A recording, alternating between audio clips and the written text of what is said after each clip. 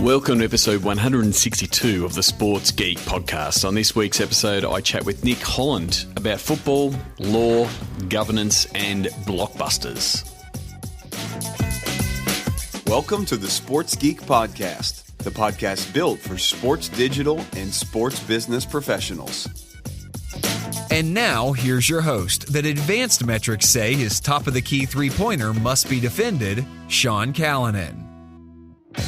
Thanks, DJ Joel. Yes, my three-point stroke at the top of the key is where it's at its best. I just ignore the big men and jack it up. My name is Sean Callanan, and you are listening to the Sports Geek podcast. You might be doing so on the refresh front page of sportsgeekhq.com. Please go check it out. I removed the sliders, listened to what my SEO guy said, changed things up a bit, told people what I do.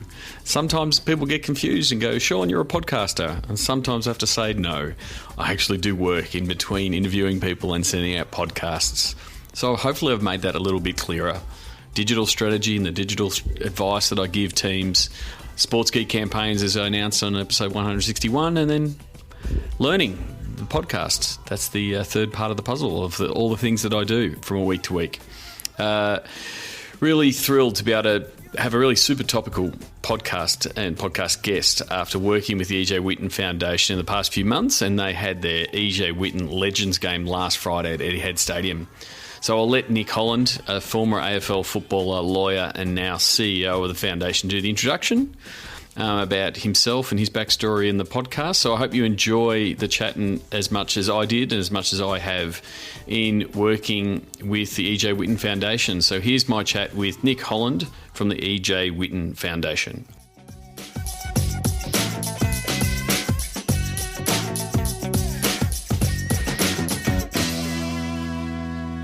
Very happy to welcome a good friend.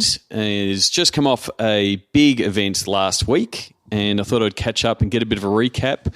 Nick Holland, CEO of the E.J. Whitten Foundation, welcome to the podcast. Thanks, Sean. I've been listening for a long time now, so it's good to be actually joining you in person. You're opening with a long-time listener, first-time guest line. I was about to say that, long-time listener, first-time caller. Yeah.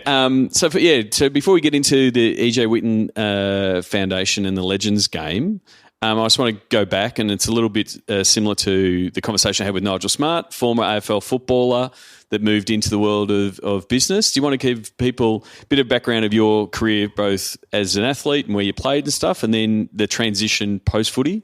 Yeah, it's. I was actually listening to the Nigel Smart interview, and that was very good. And it was I played just at the same time as Nigel, but started shortly after and finished shortly after. And it was interesting because I was the first group to go through as a full-time professional athlete. And that's why, and we'll talk about this later, but that's why transition has become so important, because no longer, as Nigel started, he was working part-time, playing football part-time, and then sort of moved into those areas where he was working. But when I was playing AFL at Hawthorn, it was all about playing football and not so much about sort of having a career after it. So, it was important to get that transition, but we can chat about that later. But, I grew up in South Australia. I was in the draft where Nathan Buckley went as number one draft pick, so I had a good draft. Nathan Buckley was also involved in the moratorium because it was when the Crows came into the competition. So South Australian players couldn't get taken out of South Australia for a couple of years while the Crows grabbed all the players. Okay, when the Crows were setting up and things like that. Yeah. And then that lifted, and I was the first draft that was available to be picked up. So it was a good opportunity to come to a good club, and I spent 13 years at Hawthorn playing various positions, starting as a tall defender and ending up as a centre half forward in an era where we probably had the greatest centre half forward of all time, Wayne Carey, who I sort of loved as a player. He came from the same club as me at North Adelaide, and he was just a champion. I tried to emulate what he was doing, and probably did it at a much smaller scale at Hawthorn. Yeah, so the people who are listening who don't follow AFL and internationally, Wayne Carey is known as one of the the greatest AFL players of all time, and in that position, and arguably some people argue he is the best. So you've gone through that. A slightly different period than Nigel. You weren't working. When did you start thinking what's post footy? Yeah, I grew up in a family where education's been so important, and so I was always going to study, and probably knew that AFL football, you're paid very well, but it's not enough like a English Premier League soccer player where you make enough to go out and not basically have to work for the rest of your life. And from the age of 30, is that there's a lot of life left. Oh, exactly.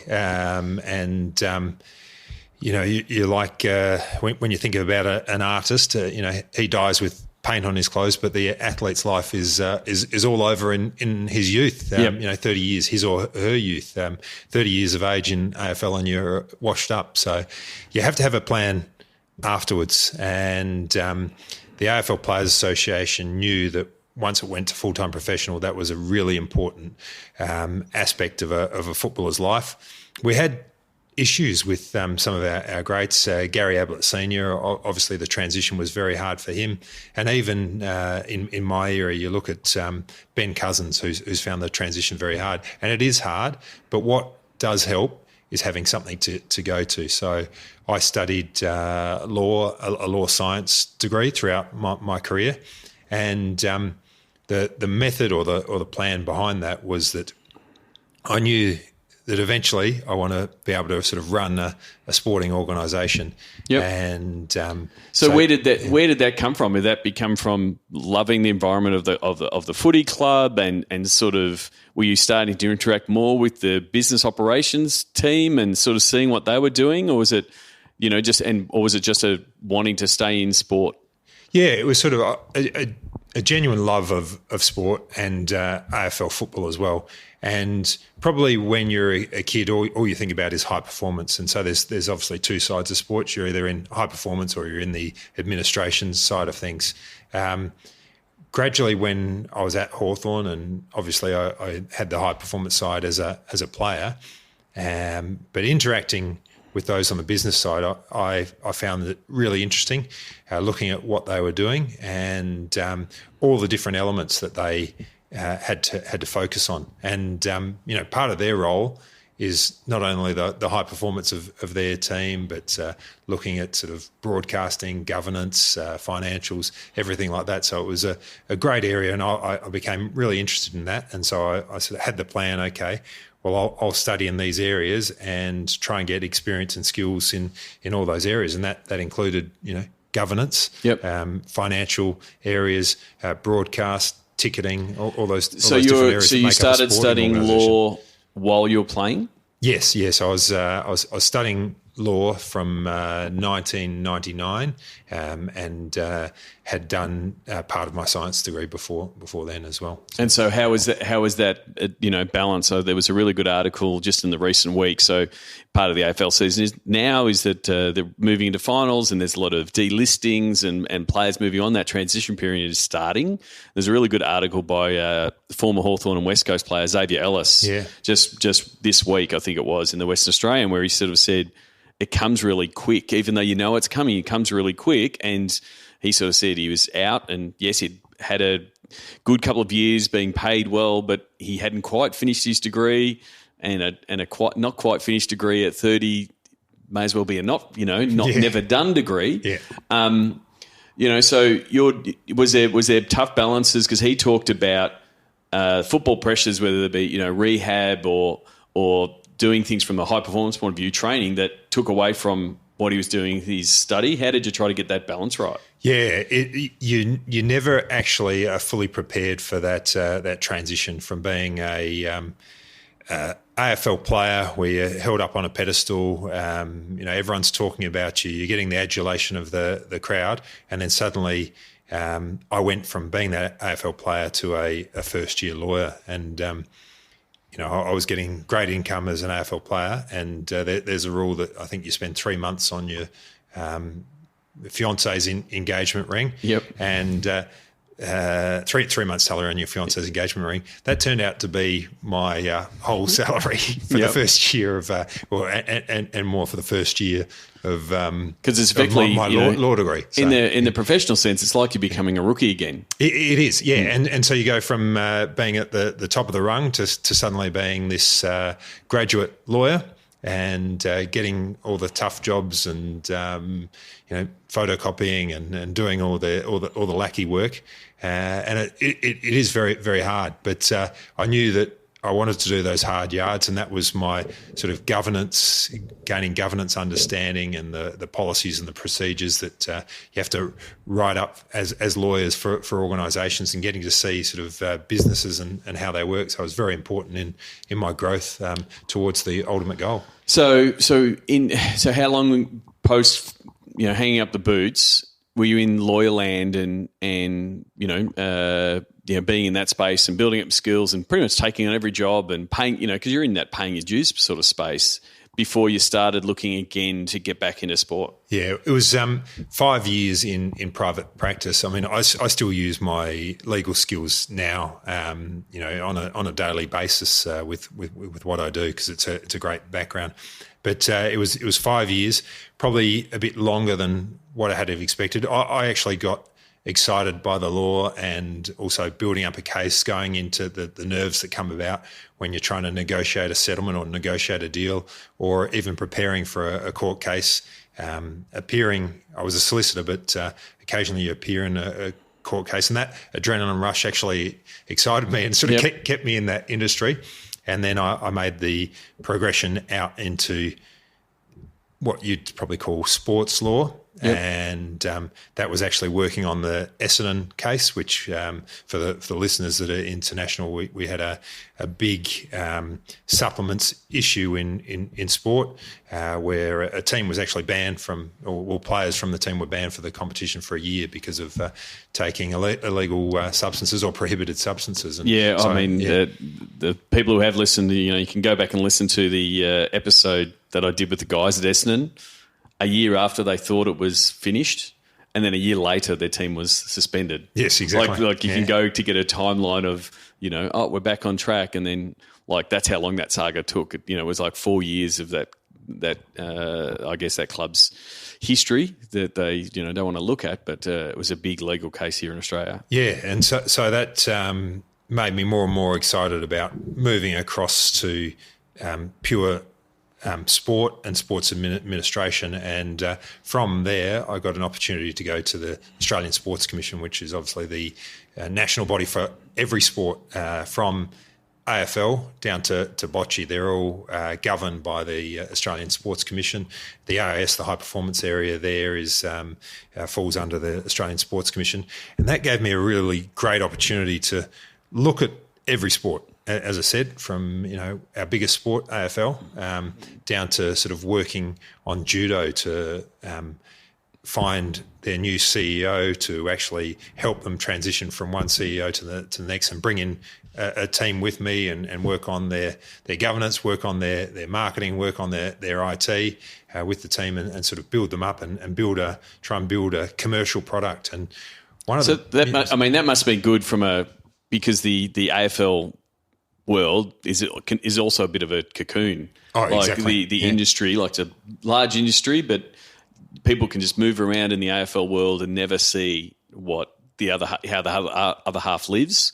And so whether it's these national governing bodies of big sports like cycling and swimming and basketball, or the smaller ones, whether they be judo or taekwondo or softball, where it's 10 people or less running the whole sport across the whole nation, it must have given you a good cross-section of, well, this is where sport is.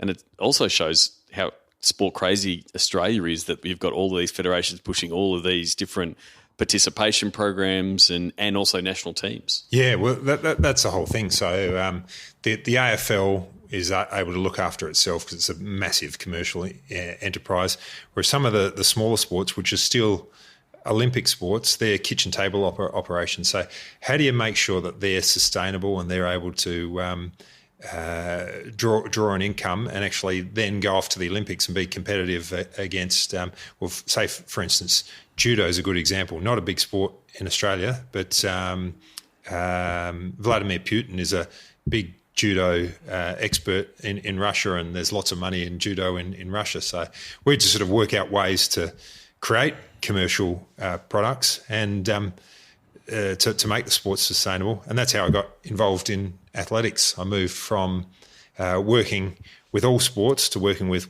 one sport and building a blockbuster product, which was the Nitro Athletics Series, which involved Usain Bolt, fresh from the 2016 Olympics. He came across and competed in Nitro, and it was one of the best events I've been involved in, and it was built from nothing. It was built from the ground up, yeah. And like I was lucky enough, you helped tee up the interview with Johnny Stephenson, who helped bring out Usain Bolt. And again, if you haven't listened to that episode, go back to that episode. But it effectively was to provide this compact, built for TV, easy to consume athletics meet, as opposed to the longer form, 2 or 3 days. You can only sort of follow one thing and sort of develop that team element more so than the individual element that track and field normally is. So you were involved in that, in sort of developing that, because there's been this whole trend of how can we make this consumable game? We've seen Big Bash do it, Rugby Sevens, and that was Nitro was athletics version. Yeah, exactly. And going back to my time at the Australian Sports Commission, I did a lot of study and research into what product sells and what's best for the fan. It's got to be all about the fan. It's got to be all about the TV. And basically, it said you've got to spend money. You've got to build a blockbuster product, because people don't want to go see a second tier competition. That they want to go and see the blockbuster. And so we initially planned to have Nitro just amongst a domestic competition amongst the various different states in Australia. And then thankfully the President Mark Arbib sort of said, no, we've got to get this marquee athlete. We've got to get Usain Bolt. And Johnny Stephenson was actually able to deliver Bolt, and that made it, because then we were the blockbuster. We got broadcasting rights, ticket sales were good, sponsorship came on, all from the signing of Bolt. It was a domino effect. Yep. Sign Bolt, and then ticketing, sponsors, broadcast all came on board. Because it's really important to have that that blockbuster element, because when Big Bash came on the scene, there was a lot of sports, and I spoke to a bunch of them that said, so all we've got to do is cut down our sport and make it easily consumed in 2 hours, and we've got a winner. Like, I do remember talking to the guys at World Harness Racing who were thinking about doing 1-lap harness races. And in the end, common sense prevailed, because the trainers said, guys, we've trained our horses to run 2 laps. Yeah. We can't just tell the horse to run 1 lap. Yeah. But it was like, you can't just let the marketers go, cool, we're just going to take that out and that out, make the goals bigger and the ball smaller and all of those, and it'll make it a big success. There's a bit more of a recipe to it, isn't there? Yeah, exactly. I mean, a shorter version does help, but it's got to have some element that excites, draws the crowd there. It's got to be about the fans. What do the fans want? You've got to go out there and say, okay, what do you want to see? And if that's shorter, then that's the thing. But if you're going to go shorter, faster, higher, stronger, whatever you can do to draw fans in, because once you've got fans watching it, then you'll have sponsors wanting to get on board. Then you want broadcasters to get on board, and that's where the money comes from, is largely from the broadcasters. So going from Athletics Australia and being part of, building out that product, building that blockbuster, take us through your journey from there to being CEO of the E.J. Whitten Foundation, and tell us a little bit more about the E.J. Whitten Foundation. Yeah, so the opportunity came up to move across to run an organisation, which is a charitable organisation, but it does various different sporting events as a platform to build awareness about men's health and prostate cancer research and treatment. And I thought, well, this is great. I've got an opportunity to lead an organisation, but do something good while still sort of working on building sporting events and building marquee events and raising money that ultimately helps hopefully save men's life and builds awareness about that. So, and just for probably those listeners in the northern states and international states, EJ Whitten was the first legend Hall of Famer to go into the AFL Hall of Fame. He's called Mr. Football because he's so universally loved and was so great at AFL football, and he died prematurely because of prostate cancer. And back in those days, men didn't talk about it, and they were tough. If they were sick, they wouldn't go and see a doctor. And if he had have just gone in earlier, seen the doctor and got a simple test, he'd still be here today. So his son, Ted Whitten Jr., actually started up the foundation, has been running it for 22 years. And as we got you involved, and you were great in helping us out. To give people background and context. Ted Whitten. I remember there's a famous lap of the MCG with Ted Jr. holding his dad, and he's waving to the crowd at a state game, at a state of origin game. There would have been 90,000 people there. And it was it was all in the papers the next day. And I remember because my daughter was born that same day. Wow. Yeah. And it was like, and that was Ted's message: stick it up, go the Vicks, and supporting football. And he was Mr. Football. And so, the foundation, was born out of his passing, and so coming onto that role allows you to move. Move up to move into that CEO's role to oversee everything. But one of the key, events, and this is what we're talking about from last week, is the EJ Whitten Legends game, where effectively you revive State of Origin and some of the legends of the game come out and play. So, so take us through, because you only started in the role when 4 or 5 months ago. Give people a bit of a lay of the land of when you've come in, and what's the lie of the land, what's the history, and what you're trying to build with the EJ Whitten Foundation and also the Legends Game specifically. Yeah, the Legends Game's our marquee event, and as you said, it takes Ted Whitten was State of Origin football, and so it takes that, and it has a Victorian versus All Stars for past players, former players of the game. And so you played in the game last year. I played in the game, as a player. So this year we were running the game, and the background, it's been going for 22 years, and now with sport, you've got to make sure that everything is in place, is governed well, and everything's taken care of. And so my directive when I came on to the foundation was to make sure, okay, we've got our governance in place, and we want you to take it to the next level. So from my perspective, that's about, okay, making sure you've got the right people, the right policies and the right procedures in place. Yep.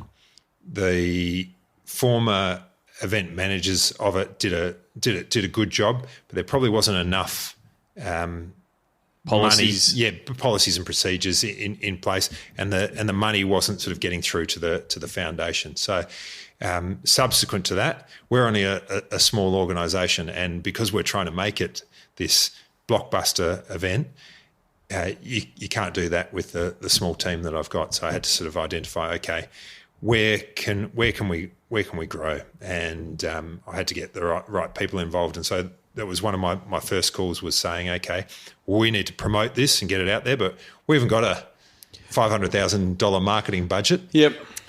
So the way the game works now from a partner's point of view, because again, you've got a small organisation, you're not running stadiums and all of those kind of things. So the way that it's the EJ Whitten game is now and has the last 2 years, am I right in saying? Yeah, that's right. Yep. So it's now the partners are effectively the AFL and Channel 7, or like how does it all work now? Yeah, so from an administrative side of things, you look at what you need from a game. You need broadcast, you need sponsorship.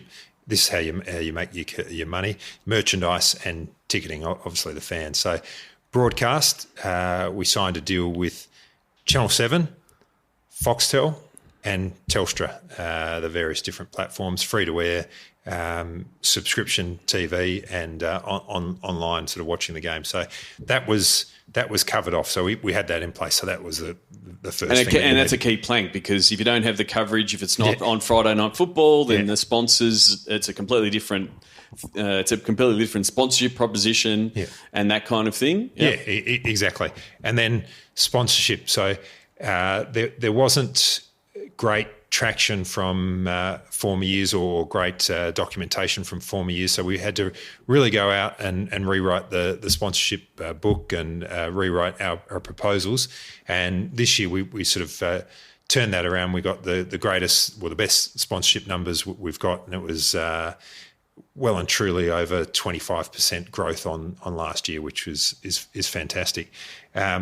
Merchandise, we are a one-off game, so we put that together, and the initial numbers from 2017 on 2016 are showing positive signs of that increasing.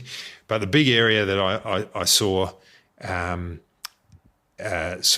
was opportunity was in promoting the awareness of our cause through the game and through media, and that was also about getting people to watch the game and getting people to attend the game, so come along and buy their tickets. And then the other part is also the message of the foundation, it's time to test messaging exactly. and that kind of thing, because it's some people will look at, a lot, with charities and foundations, it's like, it's a donation rally and we need the cash. And yes, that's great and it helps fund your men's health programs, but the foundation's goal, if you've got a 55-year-old guy sitting there watching the game on the TV and his teenage son or something says, go get tested, like that's just as important from a messaging point of view as well, isn't it? Yeah, and we held the game on Friday and it's Wednesday today, and we've just got floods of emails saying, thanks very much, got the message out of your game. I've gone and seen the doctor, and that's what it's all about. So the charity is about, yes, raising funds for men's health programs and prostate cancer research and treatment, but we've got to get that. Secondly, we've got to, or probably equally as important, we've got to get that awareness out there so people know, okay, prostate cancer kills 3,300 Australian men a year. So it's outside of skin cancer, it's the biggest killer of men in Australia.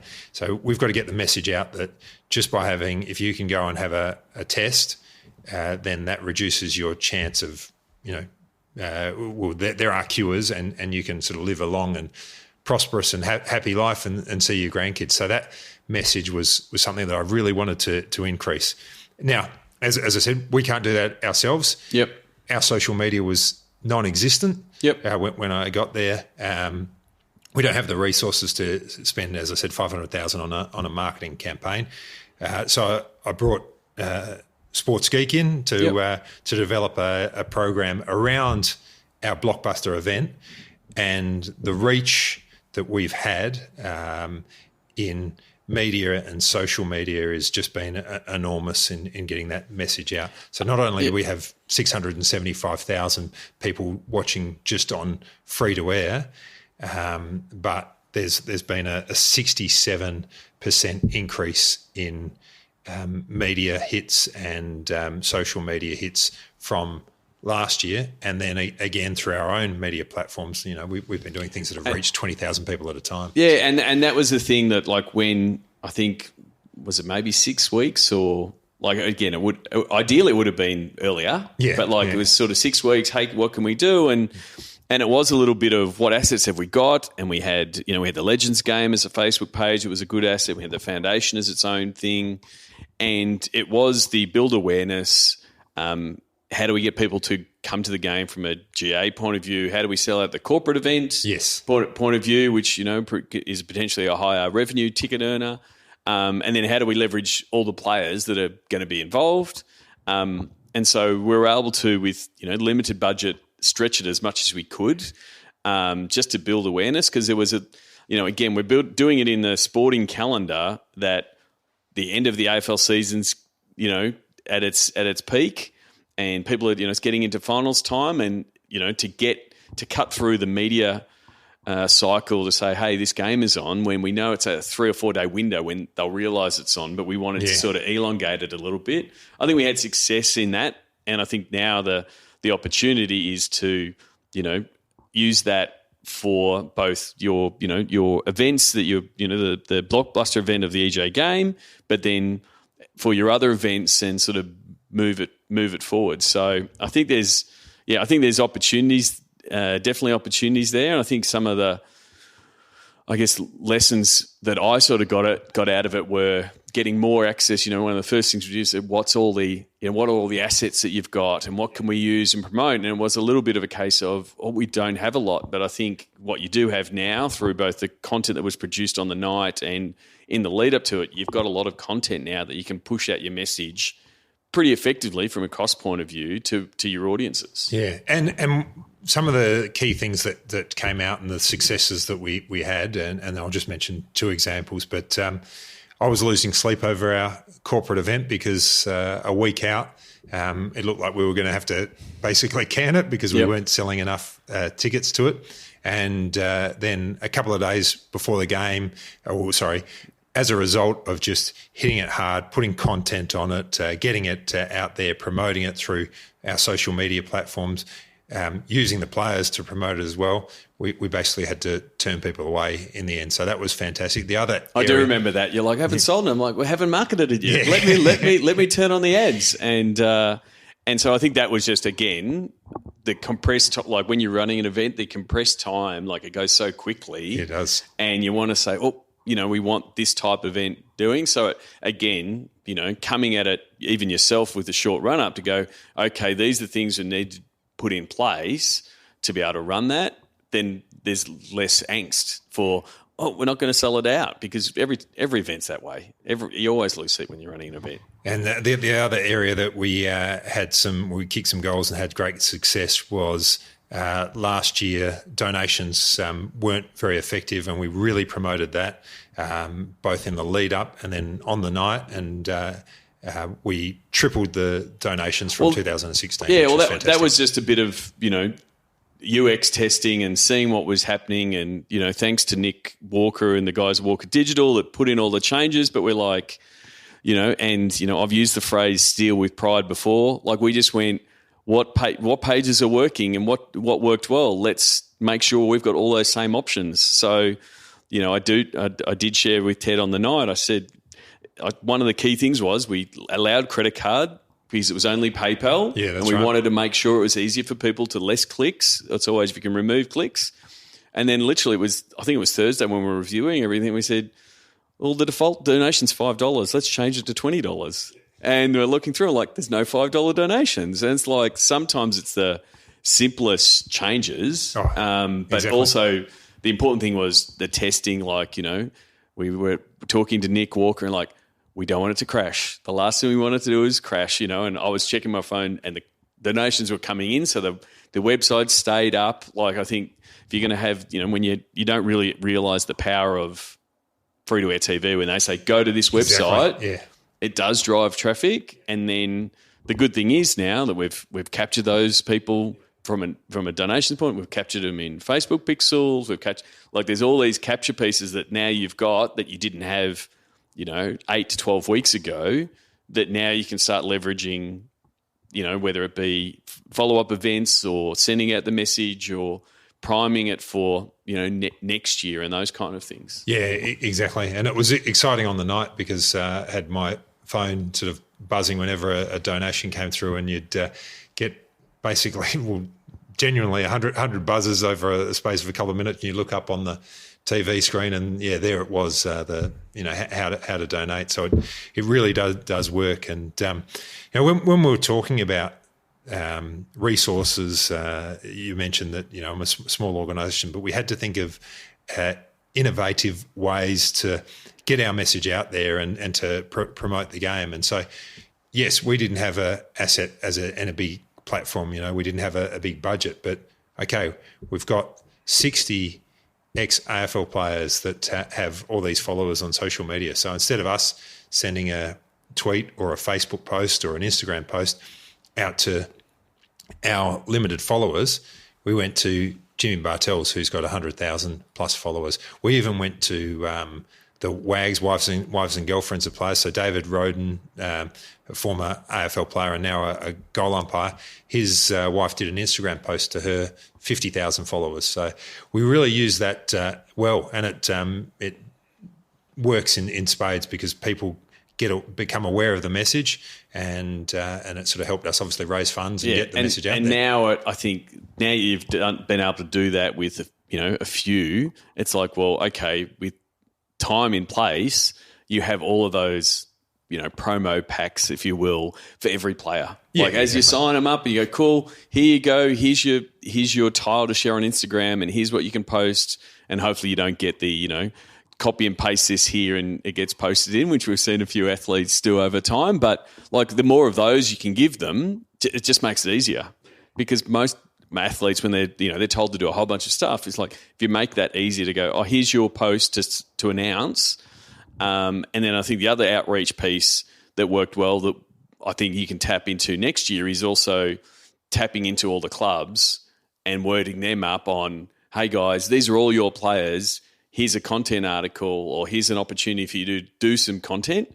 And it works well when, the team is out of the finals and they want to do something, that it becomes, again, a really good digital PR sort of exercise. Yeah, and that's where you came in with the idea, not only to the clubs but to the AFL. And I was glad with your connection of Collingwood, because just for the listeners, an example was we did posts saying about what players are in and a bit of video on the players. The second highest player was probably the Dustin Fletcher, who's a premiership player, and he's played third or fourth most amount of games of AFL, and he got a reach of about 11,100 people. Then we did one of Alan Didak, a Collingwood player, and a video of his tricks. And he's actually known for being an exciting player, but he had 21,000 hits. So he was over and above, and it just shows the power of Collingwood and the power of that magpie jumper. Yep. And so I guess that's the piece where I think there's a lot. I think we had some really good results from a digital point of view, and there's a lot of assets now that you can play with. But I also think there's a lot of really good case studies that you can both go back to partners like the AFL and say, well, this is how we'd like to do it going forward, because this worked really well. This is how you want to better include the clubs. And then I think that also starts the conversation of, well, how can we engage the clubs to get more of their members to the game, and those kind of things, which, again, with the compacted time frame, we didn't really have the opportunity to do those sort of relationships, but that's what you get to do over the next 11 months. Yeah, and that's important to learn from them, because the event was a great success, but there's always improvements that you can make, and that's what we've got to do. So we'll be having our in retrospect meeting and flagging all these things, because if you don't learn from something, then it's an opportunity missed. So it's a bit like, and I talk to like the people at Tennis Australia when they do the Aussie Open, when you have blockbusters, people think, oh, well, Nick, you've done the EJ Legends game. What do you do for the other 11 months? Yeah. So what do you do? Because it has consumed a lot of your work life up until now. What's the role of you as CEO of EJ Whitten Foundation, for the other 11 months? What are the things you're focused on? Yeah, so obviously that is our big event and most well-known event. But September is the Men's Health and actually Prostate Cancer Month. So we've deliberately have our marquee event, And our second biggest fundraiser is the grand final lunch. So that's coming up at the moment. If listeners are wanting to get a table, ejwhittenfoundation.com.au, they can get their tickets from there. And so that's our second biggest fundraiser. But as I said, we use sport as a platform for that awareness. So we have a race night at Moonee Valley. We have a couple of golf days. And then we have a community program where we sort of go out and spread that awareness message. And we did over the quieter or the winter months, we did 20 talks with Sons of the West, which is the Western Bulldogs sort of campaign, to men that are going through a 8-week program to help them out with either health issues or issues that they've sort of found to bring them back on the right track, and that's been really an effective community program. And the actual Victorian government's been really impressed with what we've been doing there, and we were voted the best provider in the Sons of the West program in 2016. So hopefully we can replicate that for 2017. So it is very much the community programs and always building the awareness, but then interspersed with these events that are part of building the awareness piece, but also fundraising events. Yeah, exactly. And then the other sector that we can expand into is just to go and work with corporates and build awareness through those corporates, but also have corporates aligned to this good cause, and that can sort of help with their communal or corporate social responsibility, and also help them with their workforce and their professional development, because it's another skill that some of their workers can add to their repertoire by being involved with this charity. Yeah, and so it becomes less, which is pretty much the last couple of months of, hey, I'm selling a blockbuster football game, to, if you're a sponsor and coming on board and it's a year-long thing, then these are the things we're pushing out into the market, and you'll be a part of. And when the game comes up next year, you'll be part of it. So it becomes a more complex and a bit more of a fuller sponsorship pitch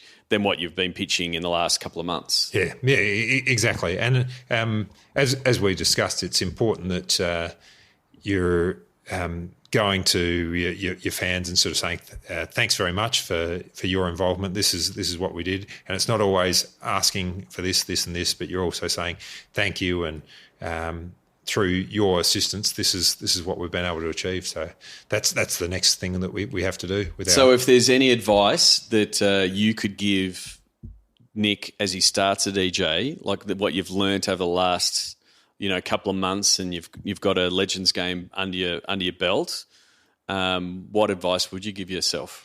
Yeah, I knew that this would be the case, but it's just about planning and going earlier. Understanding your resources and going out earlier to the bigger platforms that are available, and sort of getting them involved and helping you out, because as a small charitable organisation, you can't do it all yourself. Yeah, and I think that piece, because there is that tendency in a smaller business that CEO means Chief Everything Officer. Yeah, it does, yeah. Right? Yeah. And it is. You've got to do a bit of everything, but there's also, if you try to do everything, it's not going to get done. Being that small, you're sort of forced to go, well, those people are going to run this part and those people are going to run this part, and you have to be able to, let that go and have good people in place. Yeah, exactly. And we were sort of very fortunate that the AFL was in place, and we had TLA sort of helping with the event management side of things, so who both did a fantastic job, and without them we wouldn't have had a successful product.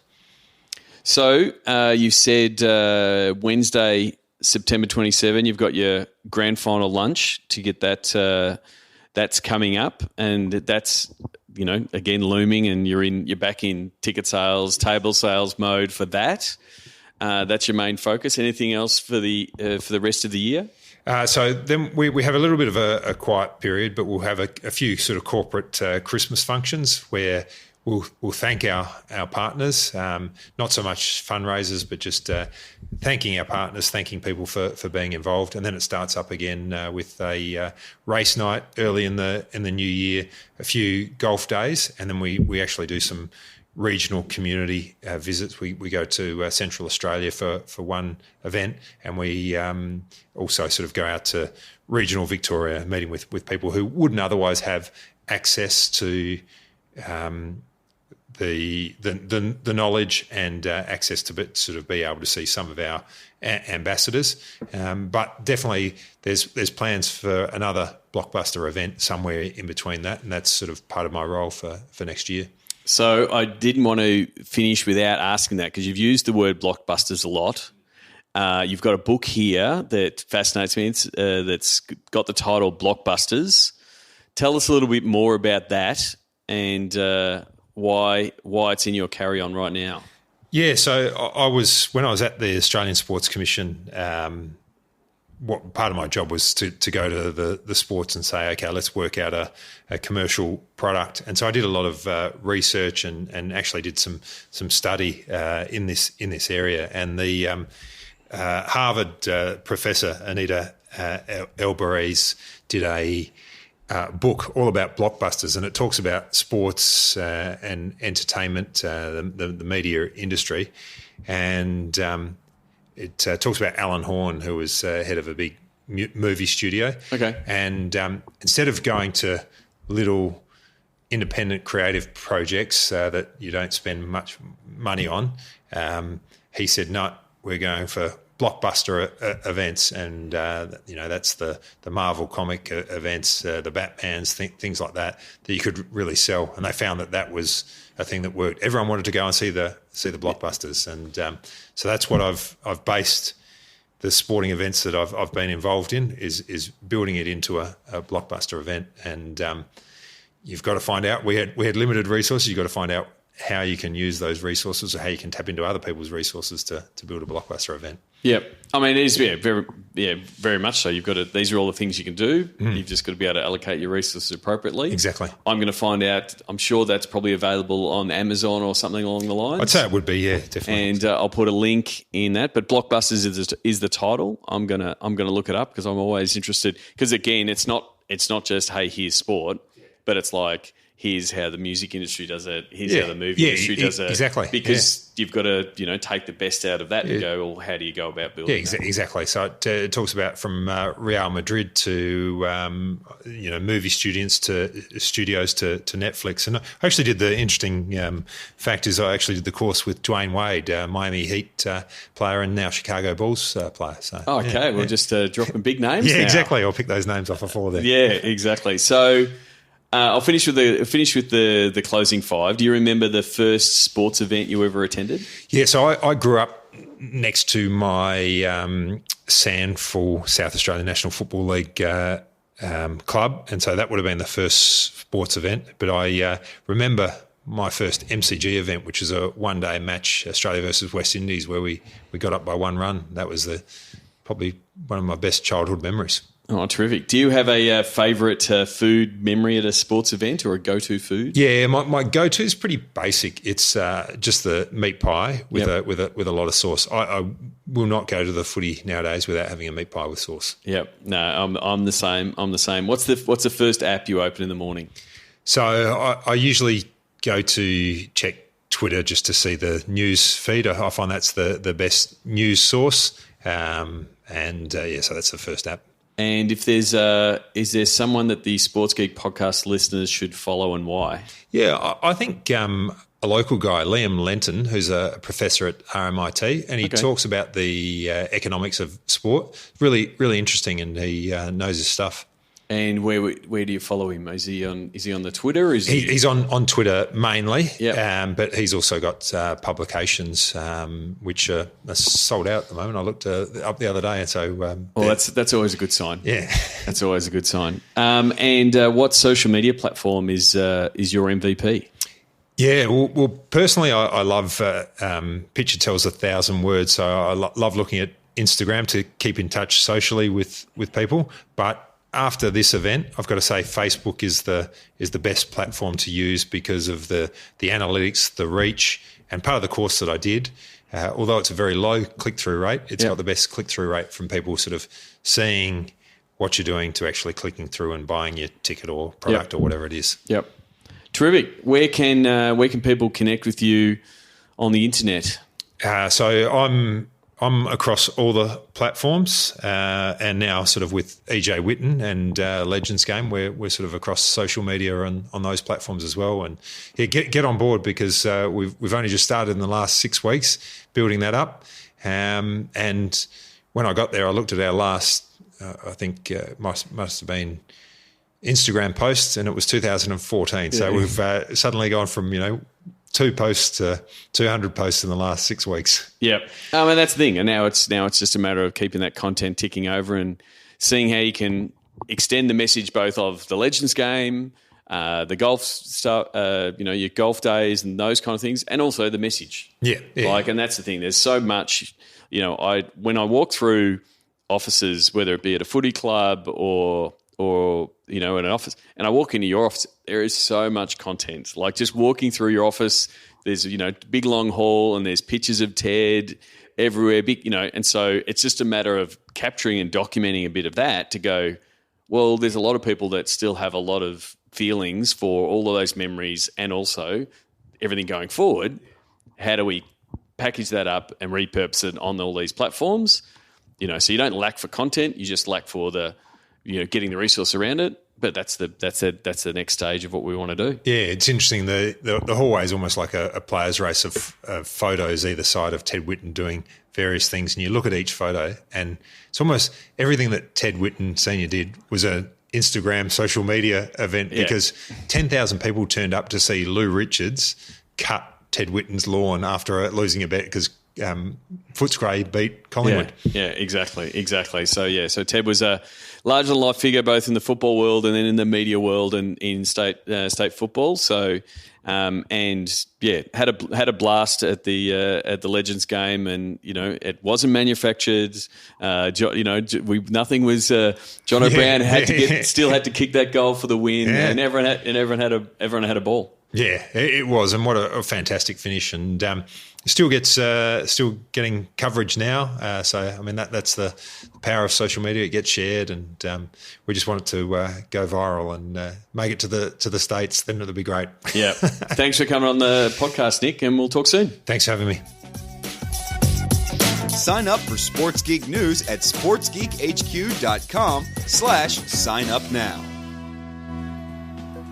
Thanks again to Nick Holland, also known as @NickHolland02 on Twitter, 2 being his football number. And don't forget, if you want to check out what they're doing at the EJ Whitten Foundation, you can go to ejwhittenfoundation.com.au/donate if you would like to leave a donation. And if you want, you can dial it down to $5, but you could leave the default $20 to help me further bolster this case that I've been using.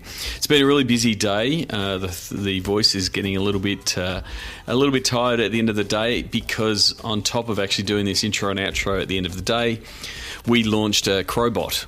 Crowbot is the Adelaide Crows Football Club messenger bot that we launched as I record this 3 hours ago. So the initial returns are coming in. The Crowbot's been built on the Tradable Bits platform, so it's part of the partnership, and did a bit of work on it when I was in Vancouver catching up with Lenny and Darshan and Anderson, who put in a stack of work into the bot. The reason we went with Tradable over a couple of other platforms is it hooks in really well with the data capture and the CRM profiling that Tradable does with their tool. So everybody jumps in the bot.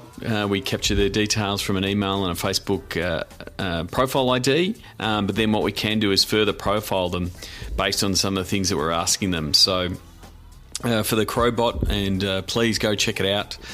Just look up Adelaide Football Club in your messenger to see what it's doing. It has full player profiles, highlight videos from all the players, some fun facts, some GIFs and a little bit of fun in there. So we're expecting the fans to sort of get lost in those player highlights. There's 45 people on the roster, so there's a lot to do. And Kieran Turner, who's head of digital there at Adelaide Crows, he brought the idea of this mini game, this Crows Your Own Adventure. If you've ever done those Choose Your Own Adventure novels as a young fella or a young person, we built one of those in the game. So it sort of steps you through a scenario, and you as the fan have to make the decisions. Really fun to build. There's more in the design than there is in the app, I think, and getting all that to work, getting all the pieces to work. So please, if you're interested in building a bot, wanting the understanding of it, how we went about designing it, those kind of things, please get in touch. Happy to have a chat about it. It will most likely share it into the SportsBiz Slack digital community or digital channel in the next day or two and get everyone's feedback. And the fact that it is partnered with Tradable Bits, it does work well with our Sports Geek Campaigns partnership, because pretty much we now have an asset that we can both sell and have a partner involved. With the bot, and also integrate some sponsor messaging in the bot if you wish to. So that's sort of part of the whole campaign. Primarily, it's to engage the fans around the finals period. But what we'll be looking to do is see how it evolves, see how the fans start using it.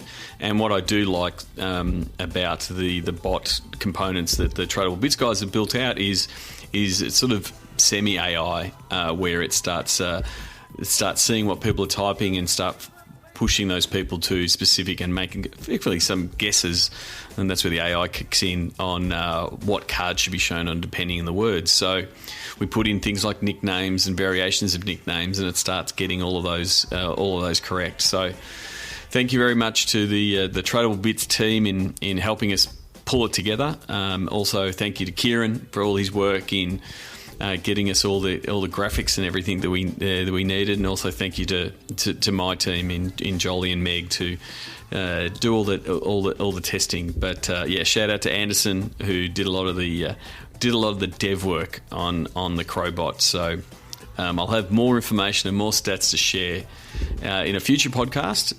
But yeah, if you're interested, either send me an email, Sean@sportsgeekhq.com, or hit me up via the SportsBiz Slack to know more, and ask Kieran of his experiences in the SportsBiz Slack. So really looking forward to seeing the opportunity, and I think it is a really good data capture tool. So if you're looking to get some of that data out of your Facebook fan base, I think the Messenger bot, well scoped. Again, you can't try to do everything. Can do that. Before I wrap up this episode, one last shout out. This episode's going to air, and Sports Business Week will have started around the world. SB Week 17 is the hashtag. Please go check out sportsbusinessweek.com to find out if there is an event in your city this week, or if someone you know is running one.